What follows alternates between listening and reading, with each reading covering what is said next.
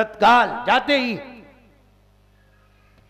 ये ले जाने का तरीका है, साथ में ले जाने का तरीका है। बोले क्या भरोसा है कि ये साथ में जाएंगे? तुम ये तो बताओ, तुम्हारा क्या भरोसा है कि तुमने बैंक में जब जमा किया है वो तुम्हें सही सलामत मिल जाएगा? बैंक पे तो विश्वास कर लेते हो और महाराज की बात पे विश्वास नहीं होता है। बस यही समझ में नहीं आता है, हम जिनेंद्र भगवान की वाणी पे विश्वास नहीं कर पाते। तो हम आज ये कहना चाहते हैं कि हम उत्तम त्याग के दिन, आज के दिन हमारे पूज्य पिताश्री मुनि श्री विश्व कीर्ति सागर जी महाराज आज के दिन समाधि को प्राप्त हुए। उन्होंने, मुझे लगता है अपन लोग तो बातें करते हैं, उन्होंने उत्तम त्याग करके ही दिखा दिया और शरीर को छोड़ करके समाधि को प्राप्त हुए। आज के दिन सावन के महीने से ही उन्होंने एक आहार एक उपवास करना प्रारंभ कर दिया था, सावन के महीने से ही। और भाद्र के महीने में तो दो दो उपवास कर देते थे और ऐसे उपवास करते करते करते करते एक दिन उनका समाधि का समय आ गया और वो आज के दिन समाधि को प्राप्त हुए। मुझे लगता है उत्तम त्याग तो उन्हीं का माना जाए। उत्तम त्याग का मतलब है सारी दुनिया का त्याग कर देना, और सारी दुनिया का त्याग करने के लिए हमें हिम्मत चाहिए, खुशी से त्याग करना चाहिए। एक व्यक्ति वो होते हैं रो रो के उनसे छुड़ाया जाता है, एक व्यक्ति वो होते हैं रो रो के छोड़ते हैं, रो रो के छोड़ते हैं, और एक वो होते हैं जिनका छुड़ाया जाता है, और एक वे होते हैं जो छोड़ करके चले जाते हैं। तीनों में यही अंतर है, जो रो करके छोड़ते हैं अकाल मौत में मरते हैं, जिनका छुड़ाया जाता है, जिनका छुड़ाया जाता है, जो रो रो के मरते हैं वे सकाल मौत में मरते हैं, बेमौत मरते हैं। और जो जिनका छुड़ाया जाता है अकाल मौत में मरते हैं, लेकिन जो छोड़ देते हैं वे समाधि किया करते हैं। इसलिए हमें छोड़ना चाहिए। त्याग तो मालकियत की उद्घोषणा है। हम जिसके मालिक हैं, मालिक ही त्याग करता है और कोई त्याग नहीं कर सकता। एक बढ़िया चिंतन सुनिए। आपके पास 10 लाख रुपया है, आपके पास 1 लाख रुपया है, बताइए आपको अगर 10,000 रुपए दान करना है, आप किससे पूछेंगे? किससे पूछेंगे? दान मालकियत की उद्घोषणा है। जो मालिक होता है वो दान कर सकता है। अगर आपने 1 लाख रुपया मुनीम को दे दिए और उससे कहा संभाल के रखना, और मुनीम के पास कोई आया, उसने कहा 10,000 रुपये दान कर दीजिए, करेगा? वो 1,000 नहीं करेगा, क्योंकि उसे रखने की अनुमति है, उसे त्याग करने की अनुमति नहीं है।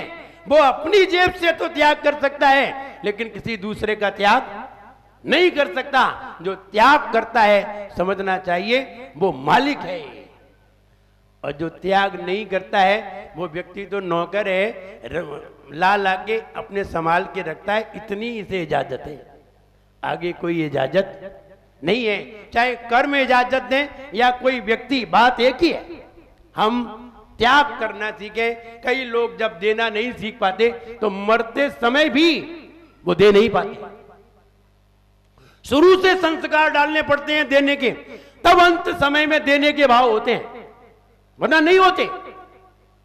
वही पड़ा रह जाता है, देना भी नहीं जानता है। सेठ जी थे, नहा रहे थे और तालाब में नहा रहे थे, अचानक धीरे धीरे धीरे धीरे उनका पांव सरक गया, और पांव सरक गया, पानी सीने तक आ गया।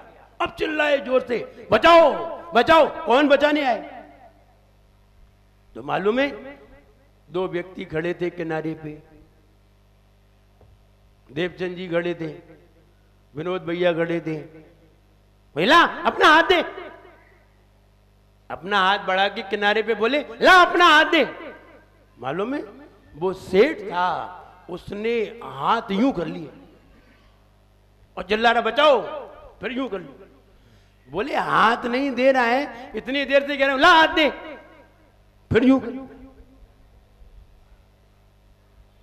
ऋषभ भैया नहीं दिया उसने हाथ, 4 बार का 6 बार का नहीं दिया। बाजू में महेंद्र भैया खड़े थे, इन्होंने कहा क्या पागल आदमी हो, किससे कह रहे हो कि हाथ दो? इससे हाथ देने की कह रहे हो? अरे हम इसकी दुकान पे महावीर जयंती का चंदा लेने गए, 11 रुपए नहीं दिए इतने। जो 11 रुपया नहीं दे सकता वो अपना हाथ कैसे दे दे? क्या पागल आदमी हो। बोले फिर क्या कहें, वो चिल्ला रहा है बचाओ, और हमारे अंदर दया आ गई इसलिए हमने कहा अपना हाथ दे। बोले इससे ये कहो ले मेरा हाथ ले। और देवचंद जी ने जैसे ही कहा ले मेरा हाथ ले, खट पकड़ लिया। बोले इसने कभी देना सीखा ही नहीं जिंदगी में, इसने ना कभी साधु को हार दिया, ना कभी मंदिर में 2 रुपया डाले, ना कुछ दिया ही नहीं है, इसने लेना ही सीखा है। और तुम कह रहे हाथ दो, ये मर जाए तो हाथ नहीं दे। और इन्होंने जैसे कहा ले मेरा हाथ ले, खट पकड़ लिया, खींच लिया उसे।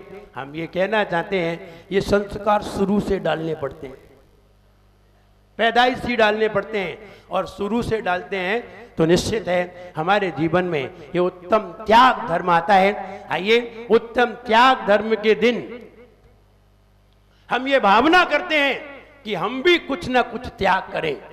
हम आपसे कुछ त्याग नहीं करवाना चाहते, और हम चाहते भी हैं कि आप बहुत कुछ त्याग करें, आप अपनी शक्ति के अनुसार त्याग करें। हम तो ये कहना चाहते हैं आगे भविष्य में पूजन शिविर आने वाला है, आप कितना त्याग करेंगे बताइए?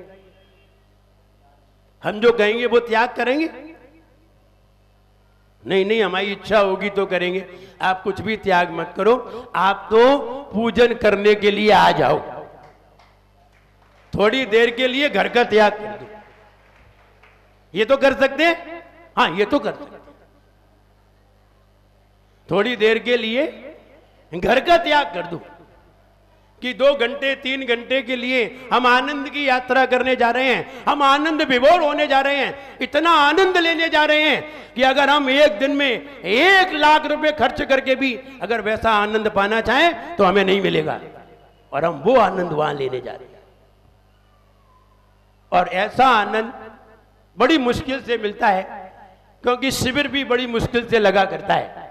आप ही विचार करिए, आप इतने दिनों से यहां हैं, आपको भक्तामर जैसा शिविर पहले मिला नहीं मिला ना? तो इसका मतलब है कि ऐसे शिविर बड़ी मुश्किल से मिला करते हैं। ऐसे ही पूजन शिविर भी अपने आप में बिल्कुल बिल्कुल अलग है। जहां हम आपकी भगवान से बात करना सिखा दें, मुझे लगता है इतनी बढ़िया चीज मिल नहीं सकती।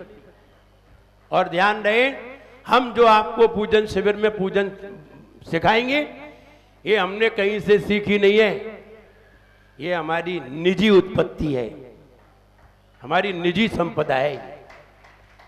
और निजी अनुभव जो दिया जाता है वो निश्चित मानिए वो हमारे दिल पे चोट करता है। किताबों की बातें सिर्फ खोपड़ी तक रहती हैं, लेकिन दिल की बात अगर बताई जाती है तो सीधी दिल पे अटैक करती है। हम वो बात करना सिखाएंगे। आज सवेरे हमने मुट्ठी में आपका मन रख दिया था और ये कहा था ये रखा है मन, और मुट्ठी में रख के बता दिया, और आप रखे रहो, जितनी देर तक तुम्हें रखना है उतनी देर तक रख सकते हो। और लोग 3 मिनट 5 मिनट तक ऐसे मुट्ठी में मन रखे रहे, और मन से कहा गया बेटा निकल बाहर। मन ने हिम्मत भी नहीं की कि गेट से भी बाहर निकल जाए, बेचारा बैठा रहा बीगा बिल्ली की तरह। ये वाली विद्या कोई ऐसी ही नहीं, किताब की नहीं है, ये किसी से सीखी भी नहीं है, ये स्वयं प्राप्त की हुई विद्या है। अगर हम 5 मिनट में आपके मन को हाथ में रख देते हैं और आप हाथ में यूं मुट्ठी में बंद किए रखे रहते हैं, तो ये एक विद्या है। ऐसी ही विद्या ये पूजन है। पूजन में अलग अलग पात्रों का चयन होगा। इसमें 8 मंडलेश्वर बनेंगे। कितने? 8 मंडलेश्वर बनेंगे। इसमें 4 इंद्र बनेंगे, स्वधर्म, ईशान, सानंद कुमार, महेंद्र और एक चक्रवर्ती बनेगा। चक्रवर्ती का मतलब है पूरी पूजन शिविर का सृजन करेगा वो। और एक कुबेर होगा। 4 इंद्र के बाद 8 मंडलेश्वर होंगे और 8 मंडलेश्वर के बाद बहनें अच्छी तरह सुने, अष्ट कुमारियां होंगी। लगभग नाम तो हो चुके हैं पूरे अष्ट कुमारियों के। 56 कुमारियों के नाम लिखना प्रारंभ हो रहे हैं, अब वो भी लगभग पूरे हो चुके होंगे। तो कहने का मतलब, और सबके लिए बढ़िया ड्रेस इसलिए मंगाई गई है कि गेटअप बढ़िया आना चाहिए। जान रहे, जितने अच्छे वस्त्र होते हैं, जितना अच्छा श्रृंगार होता है, उतना ही अच्छा मन होता है। क्योंकि हम भगवान की आराधना करने जा रहे हैं। जो जितने ठाठ से भगवान की आराधना करता है, वो उतने ही ठाठ उनके बढ़ा देता है। कई लोग एक धोती पहन के पहुंच जाते हैं भगवान का अभिषेक करने। पहुंच जाते कि नहीं? एक धोती, वही यहां एक फंदा सा लगा लेते हैं। ऐसे भी हमने लोग देखे। हम ये कहें, ऐसे लोग कभी भी पूजन के फल को प्राप्त नहीं करते। जो लोग मंदिर में ऐसे कपड़े पहन के आते हैं और कहीं बारात में जा रहे हो तो फिर देखो कितने अच्छे पहनते हैं, जैसे कि दूल्हा राजा भगवान से भी बढ़ के हैं। ये 4 लोग भगवान से भी बढ़ के हैं। यानी तुमने भगवान की कद्र क्या की? जैसी तुमने भगवान की कद्र की है, वैसी तुम्हारी स्थिति हो गई। इसलिए हमने ये कहा, यहां के लोगों से ये कहा, बढ़िया से बढ़िया कपड़ा मंगवाओ और बढ़िया से बढ़िया कपड़े मंगा करके उनको दिलवाओ। जितने अच्छे कपड़े होंगे उतना ही अच्छा मन होगा, ऐसा शास्त्रों में लिखा है। और यह भी लिखा है कि लोगों को मंदिर में काले कपड़े पहन करके नहीं आना चाहिए। जो लोग मंदिर में काले कपड़े पहन के आते हैं, उन लोगों पर कभी कभी व्यंतर हावी हो जाते हैं, क्योंकि व्यंतर काले होते हैं और उन्हें काले कपड़े पसंद होते हैं। इसलिए आचार्यों ने पहले ही मना कर दिया है कि काले कपड़े पहन करके मंदिर में प्रवेश नहीं करना चाहिए। पहले ही मना कर दिया, क्योंकि वो जानते हैं कि व्यंतर कहां प्रवेश करते हैं और कहां पकड़ते हैं, तो उन्होंने तो बचाया है। ऐसे ही जो यहां जो वस्त्र मंगाए गए हैं, हमने कहा देखो भिंड नगर है और भिंड में हम चाहते हैं तो हल्की चीजें भी मंगा देते हैं, लेकिन मेरा मन कभी हल्की चीजों में आया नहीं। जब भी आएगा तो बढ़िया चीज पे आएगा। आप जब पांडुकशला बने तो आप देख लेना कि पांडुकशला कैसी बनी है और किस तरह की बनना चाहिए। और ये मेरी कल्पना है, ये मेरी कल्पना इसलिए कि मैंने ये सोचा था, जब हम छोटे थे तब हमने ये सोचा था कि हम एक बढ़िया सा मंदिर बनवाएं और ऐसा मंदिर बनवाएं कि जहां देख करके हमारा मन बने और हम बढ़िया प्रतिमा रख करके इतना बढ़िया मंदिर बनवाएं और वहां हम अकेले पूजन करें, कोई और नहीं। देखो मैं ये सोच बता रहा हूं अपना, लेकिन हमने अकेले तो पूजा नहीं कर पाई। मंदिर बनाते बनाते हम खुद ही मंदिर बन गए। मंदिर बनाने की कल्पना की और खुद ही एक मंदिर बन गई और मंदिर बन के ही अब जहां पहुंचे वही मंदिर बनता है। लेकिन मन की कल्पना गई नहीं, आज भी मन की कल्पना जिंदा है। यही कारण है कि ये पूजन शिविर का निर्माण हुआ और यहीं से पूजन शिविर प्रारंभ हुआ। अब बढ़िया पांडुकशला, बढ़िया कमल।